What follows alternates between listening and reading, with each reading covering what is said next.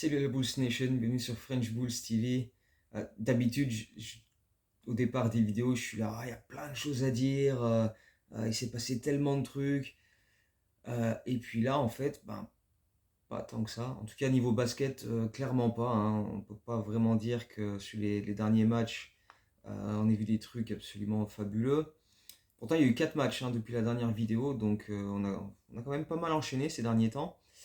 Euh, mais ouais, on s'était quitté sur ce match absolument mais pitoyable face à Orlando. Sans DeMar DeRozan, 33 points inscrits à la pause, une adresse dégueulasse. Patrick Williams qui dribble le shooter sur le buzzer pendant que Vucevic demande un temps mort qu'on n'a pas. Bref, c'était fabuleux. Et 2 soirs plus tard, même équipe d'Orlando United Center, et on inscrit encore 33 points à la pause. Alors que cette fois, DeRozan était revenu et que pour la troisième fois de la saison, on a changé notre poste 4 titulaire puisque Torrey Craig perd sa place au profit de Caruso. Et Caruso avait très bien débuté ce match-là hein, avec 3 paniers à 3 points du même endroit dans les premières minutes, une défense de dingue un peu partout pour provoquer des pertes de balles, etc. Jouer physique, pas de problème. Et puis Donovan le sort au bout de 6 minutes de jeu et attend le milieu du deuxième quart-temps pour le remettre sur le parquet. Donc ça aussi, c'est... Enfin bref, on a déjà parlé de tout ça, on va pas... Hein. Euh, mais, enfin voilà, encore un match où on n'a pas montré grand-chose, si ce n'est qu'on n'est toujours pas capable de communiquer sur le plan défensif. On a encaissé sur ce match un nombre de lay-up et de dunk, mais assez effroyable. Parce que les mecs partaient dans le dos et il n'y a absolument personne pour couvrir, personne pour communiquer, pas d'aide, pas de... Absolument rien, absolument rien. Euh, à la pause, on est mené 48-33. Un léger progrès par rapport au match de 2 jours avant, parce qu'on était mené 50-33 à ce moment-là. Mais après, bah, voilà, on a continué à subir bah, voilà, des lay-ups et des dunks encore une fois, parce qu'on a tout simplement pas eu la moindre envie ni enfin, de faire un close-out ou quoi que ce soit, de jouer en défense tout simplement. Hein. On dit souvent que la défense c'est une question d'envie et de communication. Bah là, il y avait ni l'un ni l'autre, donc c'était un peu dégueulasse. Zach Lavine a mis 1 ou 2 paniers à 3 points dans le quatrième quart, où ça nous a un peu rapproché au score. On a dit, ah, peut-être que. Et puis en fait, non. Donc voilà, c'était un match bien dégueulasse. Et le lendemain, donc on est en back-to-back. Et alors, autant tu sors de 2 matchs contre Orlando où à chaque fois tu mets 33 points à la pause, ce qui est quand même pitoyable en NBA. Autant là, l'entame de match contre Miami. Oh là là. Après 7 minutes de jeu, on avait inscrit 1 point. Un lancer franc de Caruso qui a fait 1 sur 2 sur la ligne. Et on était mené 22-1 après 7 minutes de jeu. Franchement, moi à ce moment-là, j'étais à deux doigts de tout arrêter. Qu'est-ce qu'on fait Qu'est-ce qu'on fait Qu'est-ce qu'on fait là quelle heure c'était? C'était après le taf, c'était 4h30 du matin. Qu'est-ce que je fous là? Pourquoi? Quel est le but? Quel est le projet? Et puis après, on s'est un peu réveillé, heureusement d'ailleurs, avec les remplaçants. Comme souvent, hein, de toute façon, on a des entames de match tellement cataclysmiques qu'il n'y a que les remplaçants qui peuvent nous remettre dans le bain. Et d'ailleurs, sur ce match-là, on a eu euh, tous les remplaçants, côté Bulls, avec au moins plus 10 ou plus minus, et tous les titulaires en négatif. D'ailleurs, ce match est le premier d'une série de 3, enfin là, une série en cours, parce qu'on a depuis les 2 autres matchs. Ça fait 3 matchs de suite où nos titulaires, systématiquement, ils terminent en négatif au plus-minus. Tous. Les 5, à chaque fois. 3 matchs de suite. C'est quand même... Je sais pas. On le sait, hein, ça fait 2 ans et demi que les entames de match elles sont absolument dégueulasses et qu'on se retrouve régulièrement avec des moins 10, des moins 12, avec voilà, 33 points à la pause, 1 point après 7 minutes. Non, non, mais qu'est-ce que c'est que ce délire? Qu'est-ce que c'est que ce délire? Qu'est-ce que c'est que ce délire? Non, non, c'est extraordinaire, c'est extraordinaire. Mais, mine de rien, et c'est ça qui est le plus paradoxal, on arrive à se relancer dans ce match-là. On est presque revenu dans le match à la pause. En tout cas, on est dans la course, on n'est pas loin derrière. On a eu une bonne adresse à 3 points. Et la plupart sur des shoots qui étaient quand même bien emmenés. Et là, tu te dis, il y a peut-être le début de quelque chose, parce que voilà, il y a un peu plus de fluidité dans les mouvements offensifs. On est capable de trouver des shoots ouverts et on les rentre, donc pourquoi pas. Et en fait, il faut attendre le quatrième quart-temps où là, on a fait un festival à 3 points dans tous les sens, que ce soit Zach, que ce soit DeRozan, que ce soit Patrick Williams aussi, qui a fait des matchs relativement corrects sur les derniers matchs. Enfin, après, il ne faut pas être trop exigeant non plus. Mais en mettant ces 3 points, l'équipe a repris confiance, on est revenu au score, on a fait des hustle plays, on a vu Kobe se jeter au sol, récupérer des ballons. Derrière, il a donné 2 excellentes passes décisives.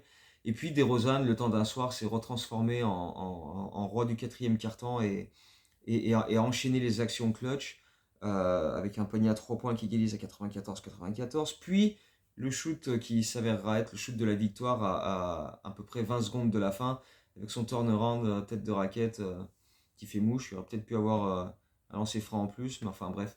Et surtout, ce qui est étonnant, c'est que c'est Butler qui a précipité des shoots dégueulasses derrière pour sceller le sort de ce match-là, parce que Miami avait peut-être une opportunité de revenir.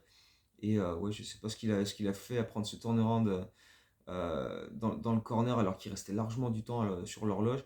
Mais je pense qu'il cherchait la faute et cherchait à obtenir des lancers francs pour les mettre des points au lancer franc. Il n'y a pas eu de call et donc du coup, bah, voilà, on a gagné ce match-là alors qu'on l'a débuté avec 21 points de retard au bout de 7 minutes. Mais voilà, on a signé un quatrième quart-temps absolument splendide. 34 points dans le quatrième quart-temps avec 7 sur 12 à 3 points. Donc c'est le genre de carton où tu te dis, voilà, quand ça veut bien rentrer, c'est quand même plutôt sympatoche. Et puis démarre DeRozan avec 12 points et 4 sur 6 dans ce quatrième quart-temps, 3 sur 3 au lancer, des actions clutch, etc. Donc ça faisait du bien de gagner. Dans le jeu, t'as pas forcément montré énormément de choses qui te font dire, là on progresse, là on est sur la bonne voie, il y a quelque chose sur lequel tu peux peut-être construire un petit peu, baser quelque chose. Mais au moins, on avait gagné un match et rien que ça, c'est déjà tellement rare par les temps qui courent que bah, on, va, on, on prend quoi. Euh, 2 jours plus tard, on rejoue cette équipe de Miami au United Center. Et c'était un match, même si on a commencé là encore de manière dégueulasse, où on est mené 12-2 après 4 minutes de jeu. Sur l'ensemble du match, on était quand même relativement. C'était relativement serré. Bon, on était toujours un peu derrière, à genre 6, 7, 8, 10 points. Mais on n'était jamais largué. On était toujours capable de remettre un petit 4, 5, 6, 0. Après, Miami reprenait un peu d'avance, on revenait, etc. C'était un peu, voilà. Tout le long du match, ça a été quand même une relativement bonne bataille, assez équilibrée. Après, dans le quatrième quart-temps, Miami a fait la différence avec quelques 3 points, et notamment leur banc. C'est ça qui nous a vraiment mis dans ce match-là. Le banc du Heat a mis 42 points à 17 sur 27 au shoot, avec notamment du Kevin Love, avec Jacques, avec Richardson, pendant que nous, notre banc était limité à 21 points à 8 sur 29. Donc déjà que nos titulaires sont rarement capables d'enchaîner en attaque et sont pitoyables en défense. Mais alors si en plus le banc ne nous aide pas, là ça devient effectivement beaucoup plus compliqué et au final ça donne un blowout et on perd de 18 points, 118 à 100. Donc c'est laborieux. On n'a pas encore parlé de Zach LaVine. Zach LaVine sur ce match-là, donc la défaite contre Miami lundi. 10 tirs seulement. Enfin non, pardon, 10 tirs, c'était le match de samedi. Et sur le match de lundi, seulement 9 tirs. Donc sur les 2 matchs contre Miami, 19 tirs au total. 2 matchs à 13 points. Très très loin de ses standards habituels. Une défense que faut même pas en parler parce que ça n'existe pas. Voilà, ça n'existe pas. Et une attitude assez qui laisse poser beaucoup de questions. Parce qu'après la victoire de samedi contre Miami, tu vois plusieurs joueurs qui sont sur le parquet en train de, de, de fêter ça. Tu vois Caruso qui a les poings serrés, tu vois Torrey Craig qui vient fêter avec lui, tu vois Kobe White, etc. Et pendant que tous les mecs sont un peu en train d'être contents d'avoir quand même gagné ce match-là, Zach LaVine, lui, il file direct au vestiaire et il y a une attachée presse qui vient essayer de l'arrêter pour faire une interview. Il lui fait non, non, dégage, comme ça, il la bouscule pas non plus. Mais il fait un geste comme quoi, fous-moi la paix, et il repart en tirant la tronche. Euh, et derrière, dans les vestiaires, il dit quoi? C'était une erreur de communication entre lui et le chargé de presse qui désigne les joueurs qui sont en interview après le match. et que voilà, en gros, c'était... voilà, il n'y a pas eu plus de détails sur ça. Mais le lundi, le jour où on perd de 18 points contre cette même équipe, là, il est sur le parquet et il est tout sourire. Donc, bon, c'est bien. Après, on connaît le caractère de Zach. On sait qu'en ce moment, voilà, euh, tout le monde, de toute façon, cherche à observer comment il agit et réagit sur tout et n'importe quoi. Parce que voilà, il est en instance de départ, il a demandé à partir. Donc, en attendant que ça se fasse, et ça va prendre du temps, on l'a déjà dit, et ben, tous ses gestes sont épiés et décortiqués. Là, il a dit ça, là, il a fait ça, nanana. Donc, c'est un peu. Donc, voilà. On sait que c'est un caractère, Zach LaVine, où quand ça va dans son sens, il est tout sourire, tout va bien. Puis, dès que ça va pas dans son sens, il fait un peu la gueule. Donc, voilà. Faut pas chercher la petite bête. Parce que d'autant plus que sur ce match de lundi contre Miami, où il a fait 9 shoots, DeRozan en a pris que 10, par exemple. Il n'a pas forcément brillé non plus. Mais voilà, c'est pas les mêmes narratifs parce que bah, voilà, Zach LaVine, lui, il est en instance de départ. Donc voilà. Et mercredi, on débutait un gros road trip sur le parquet d'OKC. Donc rien que ça, déjà, tu te dis, ça va pas être simple. On va bien se faire défoncer. Et en plus, Zach LaVine ne joue pas. Avec un souci au pied droit. Euh, et là, il y a des trucs. Donc, évidemment, comme c'est Zach LaVine, et comme je viens de le dire, tout ce qu'il fait, c'est épier, c'est décortiquer, machin. Il joue pas. Oh, bah ça doit vouloir dire qu'il est en instance de départ, qu'il y a un trade qui va se faire. Mais alors qu'en fait, non.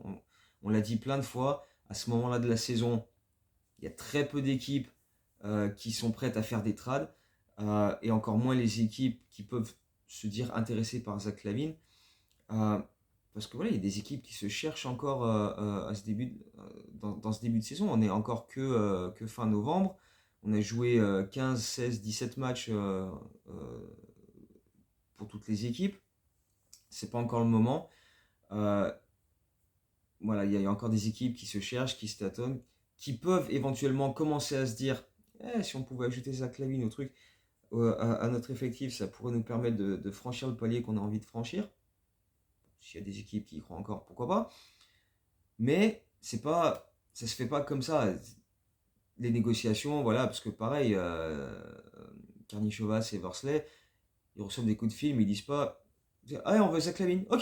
Tu vois, ça se fait pas comme ça prend du temps. Et puis il y a des joueurs qui peuvent éventuellement être inclus dans les discussions qui sont pas encore disponibles pour être tradés, comme on l'a dit déjà dans les dernières vidéos.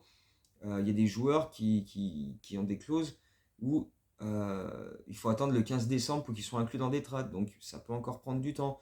Moi je pense qu'il sera plus là d'ici Noël, Zach LaVine, mais il va falloir quand même attendre un peu avant que tout se mette en place. Parce que voilà, il y a les négociations, ça se fait pas comme ça. C'est pas Zach LaVine, je veux être tradé, ok, bah dès demain c'est fait. Non, ça marche pas comme ça. Donc voilà, on prend son mal en patience et en attendant, bah, il joue quand il est là. Et là, bah, il a cette blessure au pied qui en plus, alors là encore on va parler de la communication des Bulls, hein, parce que Donovan annonce avant le match qu'il est là, qu'il va jouer, parce que donc à peu près une heure et demie avant chaque match, Donovan voit une sorte de petit point presse avec les médias, et là il dit bah voilà, Zach va jouer, et 5 minutes après, il y a des tweets pour dire bah Zach LaVine ne joue pas. Bon. Le truc, c'est que apparemment cette blessure au pied, elle serait arrivée au premier match contre Miami, donc samedi. Et là on est mercredi à OKC. Donc il a joué le match du lundi avec ce petit souci. Et apparemment, donc mercredi, il a fait l'échauffement, et puis ça allait pas, c'était trop douloureux, donc du coup il a pas insisté. Moi le problème que j'ai avec ça, c'est que donc on sait que depuis samedi qu'il a ce souci au pied. Et depuis samedi, on a envoyé Dalen Terry et Julian Phillips avec les Windy City Bulls. Donc on a fait le déplacement à OKC sans eux, parce que eux ils jouaient à Chicago avec les Windy City Bulls.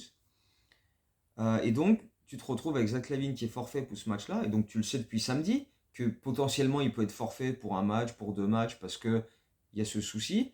Il serre les dents, Zach LaVine n'aime pas rater des matchs, mais tu as toujours cette épée de Damoclès de il y a peut-être ce soir-là, ça va pas le faire, il pourra pas jouer. Mais tu te prives volontairement de 2 options à qui tu aurais pu éventuellement filer un peu des minutes pour ta rotation, parce que du coup, tu limites ta rotation toi-même, quoi. Mais non, c'est normal, c'est de la gestion au top, bon père de famille, tout va bien. D'ailleurs, il faudra en parler un peu de la G-League aussi. Et là, ce match contre OKC, personne ne tombe de son siège d'étonnement. On débute de manière absolument dégueulasse. 14 points dans le premier quart-temps, à 4 sur 23 au shoot, 17,4%, hein, donc c'est voilà, absolument ridicule. Pendant ce temps-là, Shai Gilgeous-Alexander est injouable. Au deuxième quart-temps, on se relance un peu, d'abord grâce à Ayo Dosunmu qui claque un gros dunk en transition, puis un 3 points. Puis Festival Kobe White, 1, 2, 3, 4, 5 paniers à 3 points dans le deuxième quart-temps pour Kobe White. Et tous bien emmenés sur des drive and kicks, sur des possessions où on est patient, on fait circuler la balle, on attend l'erreur adverse pour dégainer. Vraiment, c'était fluide, c'était vraiment bien emmené. Mais pendant ce temps-là, Shai Gilgeous-Alexander est injouable et nous défonce. Au troisième quart-temps, enfin, on a un peu de soutien pour Kobe White avec Vooch et DeRozan qui s'y mettent parce que jusqu'ici, Zach LaVine n'est pas là. Tu te dis, bon, qui c'est qui va prendre un peu le scoring à son compte? Bon, à part Kobe White dans ce deuxième quart-temps, sur des moves bien fluides, c'était quand même assez pauvre à côté de lui. Hein. DeRozan était à 0 sur 6 à la pause. Vucevic, je crois, il avait pris genre 4 shoots. Et là, dès le début du troisième quart-temps, tu vois un Vucevic qui met une claquette, qui joue des post-up, qui donne des bonnes passes sur des cuts, notamment un sur Patrick Williams qui claque un gros dunk. DeRozan qui va chercher des points au lancer franc, qui va chercher des N1, qui met des mid-range. Donc tout de suite, voilà, on arrive à, à avoir un peu plus de variation offensivement. On égalise dans ce match-là alors qu'on était derrière un peu tout le long. Derrière OKC, retrouve un peu d'avance avec des 3 points dans les corners parce que autant offensivement, on est monté en puissance dans ce match, autant défensivement, calme-plat, on a décidé que c'était mort, on n'avait pas envie. Faut dire qu'on a concentré notre défense sur essayer d'empêcher Shai Gilgeous-Alexander d'aller au cercle. Spoiler alert, ça n'a pas marché du tout. Mais alors, du tout. Parce que Shai, il a fait ce qu'il a voulu sur ce match-là. Il dit, ah, vous en mettez deux sur ma tronche? Bah les couilles. Il a fait ce qu'il voulait, et tellement smooth, mais il a rien forcé en plus. C'était extraordinaire joueur. C'est un des joueurs que je kiffe le plus regarder dans la ligue les soirs où il n'y a pas les Bulls. Moi, je zappe sur d'autres matchs et tout. Shai, il est dans le top 5 des joueurs que je kiffe le plus regarder quand même. Ah, il est extraordinaire. J'adore. Et, et donc, il est injouable. Il nous a mis une misère. Hein, 40 points, 12 passes décisives sur ce match-là. Dans le quatrième quart-temps, on a DeRozan qui atteint les 22 000 points en carrière quand même sur un shoot près du cercle. Donc, bravo. C'est quand même pas anodin. 36e joueur de l'histoire de la Ligue à atteindre les 22 000 points en carrière. C'est pas rien. Donc ça méritait qu'on en parle quand même. Et puis ça aide à relancer les Bulls dans ce match-là. Le problème, c'est que derrière, ok, ici, tout le quatrième quart-temps, drive, faute, lancer franc. Drive, faute, lancer franc. Drive, faute, lancer franc. Ok, ici, sur le seul quatrième quart-temps, ils ont shooté 22 lancers francs. Ils ont fait 18 sur 22. Les Bulls, sur l'ensemble du match, 17 lancers francs. Ils ont mis les 17, ce qui est très bien, mais ils ont, entre guillemets, shooté que 17. Shai Gilgeous-Alexander, à lui tout seul, 17 sur 18 au lancer franc. Donc le meilleur joueur adverse a mis autant de lancers francs que toi, mais a tenté plus de lancers francs que toute ton équipe. C'est quand même extraordinaire. C'est extraordinaire. Moi j'arrive même plus à m'énerver. Tu vois, ça me fait plus rire qu'autre chose, tu vois. Bref. Donc au final, on perd ce match-là aussi, hein, parce que n'y a pas de surprise, on n'avait pas gagné à hockey ici. Mais dans l'ensemble, on a été. C'était pas un match catastrophique de notre part sur le plan offensif, hein, parce que défensivement, par contre, il n'y a absolument rien de bon à relever. Ça a été catastrophique du début à la fin. Mais offensivement, on a quand même été capable par moments d'afficher une meilleure circulation de balles. Pas tout le temps, hein. Il y a des moments quand même où on reste beaucoup trop hésitant et on continue de faire des. Il faudrait les compter depuis le début de saison, en 16 matchs là déjà, le nombre de shot clock violations qu'on a fait, violation des 24 secondes, c'est hallucinant. Hallucinant. Il y en a facile une bonne quarantaine, c'est invraisemblable. Mais voilà, il y a eu quand même sur ce match-là un peu de mieux offensivement. C'est se contenter de pas grand-chose, mais en même temps, en ce moment, il n'y a pas vraiment grand-chose sur lesquels se contenter. Donc voilà, on s'est pris une nouvelle défaite, évidemment. Et on débute le road trip de manière absolument immonde. Ce soir, on poursuit ce road trip, on est à Toronto. Dimanche, on sera à Brooklyn et mardi, on sera à Boston. Ah ouais, là, le reste du road trip, c'est costaud. Donc, on va bien voir ce qu'on va être capable de proposer. Mais enfin, là, de toute façon, à ce moment-là de la saison, on a déjà quand même perdu tout espoir que ça remonte. On est à 5 victoires, 11 défaites en 16 matchs. On est 29e équipe de la ligue en attaque en termes de points marqués. On est 29e aux passes décisives. On est 29e au pace. On est dans les pires adresses de la ligue aussi.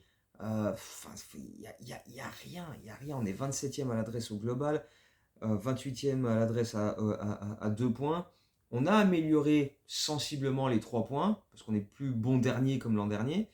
Euh, on est 15e de la ligue en termes de shoot à 3 points par match. Donc en termes de volume, on est déjà bien mieux que par rapport à l'an dernier. On est 20e en termes de nombre de 3 points réussis par match. Donc pareil, on était bon dernier l'an dernier ou 28e. Donc il y a du mieux. On amène de meilleurs shoots. Mais enfin voilà, c'est pas encore non plus extraordinaire parce qu'on est 24e adresse à 3 points. Donc 34%, 34,4%. Là sur le dernier match, 38,4% contre KC à 17 sur 44 à 3 points. C'est pas mal. Ça tend à aller dans la bonne direction. C'est pas mal. C'est pas mal. Mais c'est pas non plus encore. Mais tu sens que petit à petit, bien voilà, c'est vraiment baby steps, tu vois, c'est vraiment des tout petits pas en avant. C'est pas. Voilà. Donc voilà, puis s'il faut vraiment mettre quelques trucs positifs en avant, voilà, au moins ça, c'est un léger positif. Quelques prestations individuelles aussi, avec Kobe qui va beaucoup mieux dernièrement, qui a retrouvé pas mal d'adresses. Patrick Williams, qui a des trucs par-ci par-là où tu te dis, voilà, il y a un petit peu de mieux, mais c'est pareil. Patrick Williams, hein, tu sais, c'est vraiment, ça avance comme ça, hein, c'est tout doucement. Mais il y a quelque chose. Donc, encore une fois, c'est se contenter de pas grand-chose, mais en même temps, en ce moment, qu'est-ce qu'on peut faire? Ayo qui continue de faire des trucs enfin, qui fait de très très bonnes entrées. Caruso aussi, voilà, individuellement, André Drummond, tous les remplaçants en gros, même si Torrey Craig et Javon Carter, c'est un peu compliqué niveau adresse en ce moment, mais le taf défensif est là sur le plan individuel. Mais ouais, défensivement, on n'y est plus du tout. Sur le plan collectif, on fait absolument plus rien. C'est catastrophique ce qu'on montre. C'est catastrophique ce qu'on montre. Mais bref. Bref. Je voulais parler un peu de la G-League, mais je ferai ça dans une prochaine vidéo parce que là on est déjà à 23 minutes. Et puis voilà, il y aura l'occasion d'en reparler parce qu'il y a eu des trucs sympas avec Sanogo notamment qui cartonnent avec la G-League. Donc ça vaudra le coup de s'attarder un petit peu sur ça dans une prochaine vidéo. Peut-être après la défaite à Toronto. On va certainement perdre à Toronto, hein, faut pas se voiler la face. On va espérer quand même la gagner, que Jacques Lavine soit là, qu'on soit capable je sais pas, de se relancer. Enfin, je sais pas si on se relancerait vraiment en gagnant un match et en étant à 6-11, mais bon, au moins essayer de poursuivre les quelques améliorations offensives. Mais enfin bon, ça reste quand même très faible. Mais bref, voilà, on développera un peu plus sur la G-League prochainement, parce que ouais, il y a des trucs qui valent le coup qu'on s'y attarde. On a vu Phillips faire de très bonnes choses. Terry qui est revenu de blessure a été très bon là sur le dernier match aussi, donc on va en parler un petit peu. Donc d'ici la prochaine vidéo, euh, pas d'ici une semaine, hein, j'espère pouvoir la faire soit après Toronto, soit après Brooklyn dimanche. Mais on s'attardera un petit peu sur la G-League aussi, on aura plus le temps. Donc voilà, ça reste pas franchement glorieux, hein, tout ça, mais bon, c'est la vie qu'on a choisi de vivre, hein, comme j'ai déjà dit plusieurs fois. Donc voilà, on va continuer notre thérapie de groupe ensemble et faire en sorte qu'on survive tous à ce moment difficile. Donc voilà, d'ici la prochaine vidéo, portez-vous bien et à très bientôt. Ciao, go boys.